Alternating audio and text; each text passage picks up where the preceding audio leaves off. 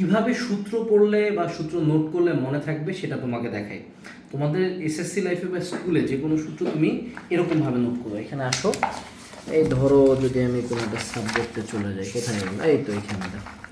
আমরা প্রথমে এখানে সূত্রগুলো লিখবো, যে কোনো একটা সূত্র লিখবো। তারপরে দেখো কখনো এন দিয়ে কম্পাঙ্ক বুঝাইতে পারে, কখনো এন দিয়ে নাম্বার বুঝাইতে পারে। এই জন্য সূত্রের যে রাশিগুলো, এগুলো দিয়ে কোনটা কোন মাপকে বুঝাচ্ছে, কম্পাঙ্ক নাকি তরঙ্গ দৈর্ঘ্য তাপমাত্রা, সেটা আগে লিখবা, কোন রাশিকে বোঝাচ্ছে।